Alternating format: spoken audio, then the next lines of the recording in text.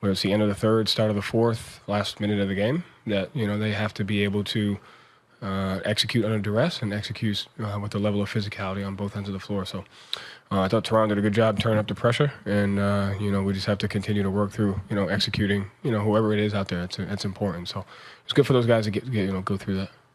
What do you take away from Anthony's first game? It's good. I mean, did what we asked him to do. Was physical, was aggressive, which he has to be for us. So I thought he did some good things.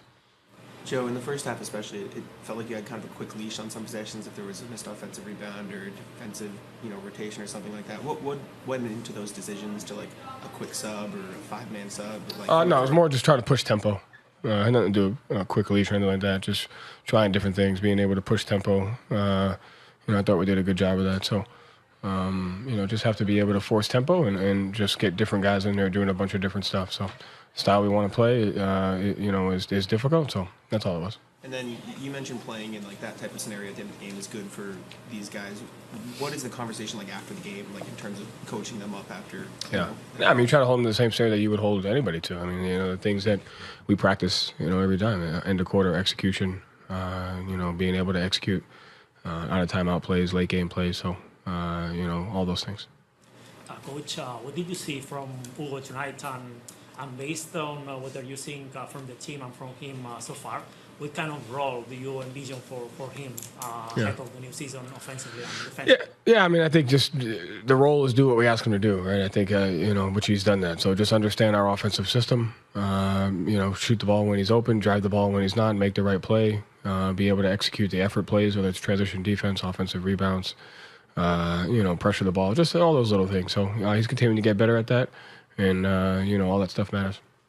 Are you seeing the centers start to form a new identity for this team early on? Xavier, Luka, Nimi. Are you starting to see those guys form an identity? Yeah, just, one at the defensive end, making sure they execute coverages. On the offensive end, screening, offensive rebounding, getting guys open, making those little plays there. So Toronto's good. They change matchups. They change coverages. So we'll be able to see on film, the different ways that the fives can help us create advantages versus, pressure defenses and different defenses there. So it was good for us to see.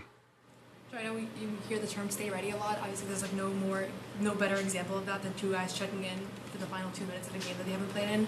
Like, what for those guys, like, what do you want to see in those moments, and what are the how do you process the fact that it's a very unusual basketball environment to come in and kind of be handling the ball? And whether it's 2 minutes to go in the first quarter, second quarter, third quarter, fourth quarter, shouldn't matter. So really you're teaching the mindset of you have to be ready to go, and you should be able to execute regardless of what you get paid to do. It's what you're earning, try to do. So no sympathy there. Yeah, whether it's first, second, third, fourth quarter, doesn't matter. You just got to be ready to do it. So, whoever sits on the bench has got to be ready to play. If I put you in, it's a level of trust that I have that you could help us execute, and then we get better from there. Joe, Josh and Chris in particular were corner crashing a lot. When you're playing at the pace you guys want to play at, how important is that to the offense? Yeah, I mean, it's important to the defense. It's important to both. So, there's a correlation, offensive rebounding and transition defense. They're both connected. You can't do one without the other. So just having an understanding of how important it is for us on both ends of the floor is key to, maximizing the connectivity of the game, offense and defense. What does it do for you guys defensively? Gets you out of the corner, gets you, the guy that's guarding you has to be able to decide if he's going to go with you or if he's going to do there. So helps your spacing, helps your transition defense, also, tries to help your offensive rebound. So is it good for those guys to go through that, the young guys? Could it be beneficial for them? Yeah, I mean, if you learn from it, not just those guys, anybody, me, but, it's good for me to go through that. It's good for anybody to go through that because you're constantly looking to execute and do things under higher amounts of duress. And so tonight's a perfect opportunity for that.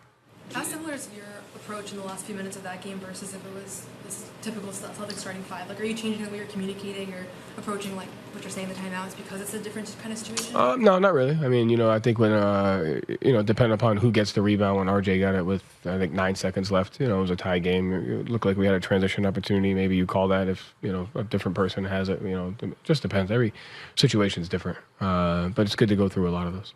How do you feel like you guys are acclimating to that pace through a couple games now? And with those subs, like, is that going to be part of what it takes to play at the pace you guys want to? We'll see. I have no idea. To me, we're getting there. It's game 2.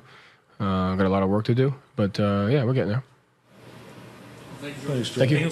Yeah, thank you.